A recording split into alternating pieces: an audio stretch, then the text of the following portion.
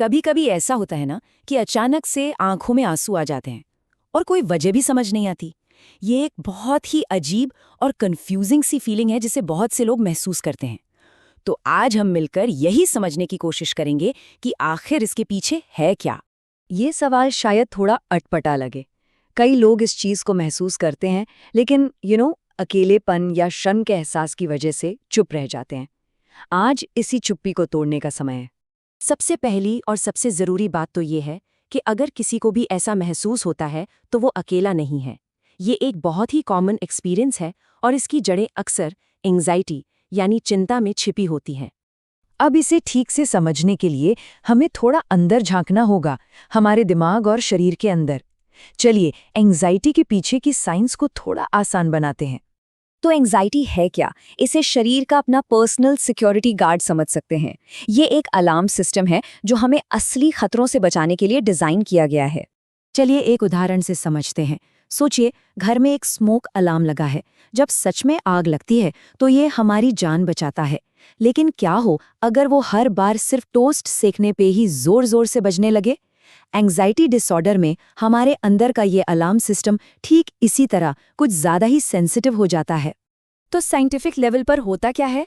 हमारे दिमाग में बादाम के साइज का एक छोटा सा हिस्सा होता है, अमिगडाला। ये डर जैसी भावनाओं को कंट्रोल करता है। एंग्जाइटी में ये ओवर एक्टिव हो जाता है। और रोना असल में शरीर का एक तरीका है स्ट्रेस हार्मोन्स जैसे कि कॉर्टिजोल को बाहर निकालने का।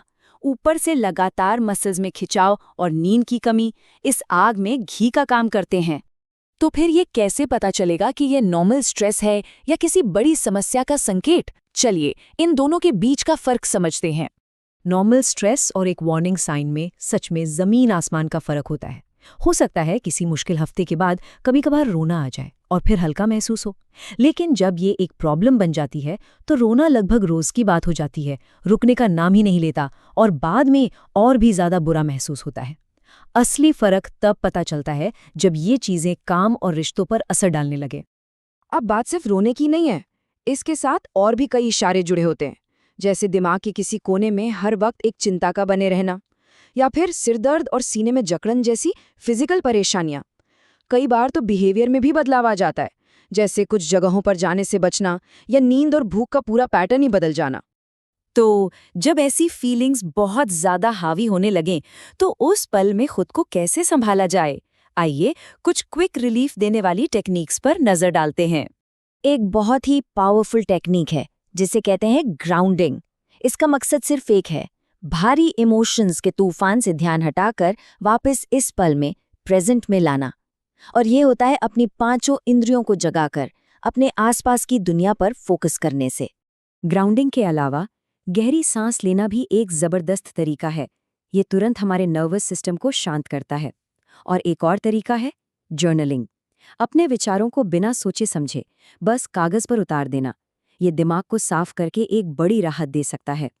ये तकनीकें उस पल में तो राहत दे सकती हैं, पर अगर समस्या बनी रहती है तो ये समझना बहुत ज़रूरी है कि प्रोफेशनल हेल्प लेना एक बहुत ही हिम्मत भरा और ज़रूरी कदम है। कुछ बहुत ही साफ संकेत हैं जो ये बताते हैं कि अब प्रोफेशनल हेल्प लेने का समय आ गया है। और हाँ, सबसे ज़रूरी, अगर कभी खुद को नुकसान पहुंचाने का ख्याल आए तो ये एक गंभीर चेतावनी है जिस पर तुरंत ध्यान देने की ज़रूरत है।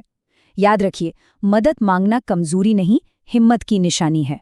मदद के लिए आगे बढ़ना ये इस बात का संकेत है कि कोई अपनी हेल्थ को कितनी गंभीरता से ले रहा है। और अच्छी खबर ये है कि बेहतर महसूस करने के लिए एक साफ और असरदार रास्ता मौजूद है। अक्सर लोगों को लगता है कि मदद लेने का प्रोसेस बहुत डरावना होगा, पर ऐसा नहीं है। कई प्रोफेशनल जगहों पर, जैसे अर्का अनुग्रह अस्पताल, ये प्रोसेस बहुत सपोर्टिव और सीधा होता है।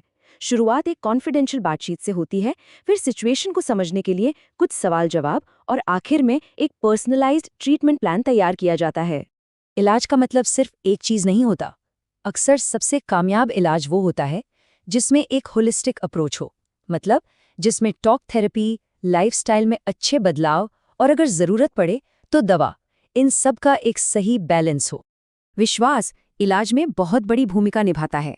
जिन संस्थानों की नींव करुणा और अनुभव पर रखी गई हो, जैसे अर्का अनुग्रह अस्पताल जो 30 से ज्यादा सालों के अनुभव पर बना है, वो एक तरह की सुरक्षा का एहसास दे सकते हैं।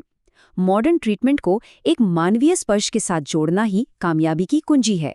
अब सबसे बड़ा सवाल कि बेहतर महसूस करने में कितना वक्त लगेगा।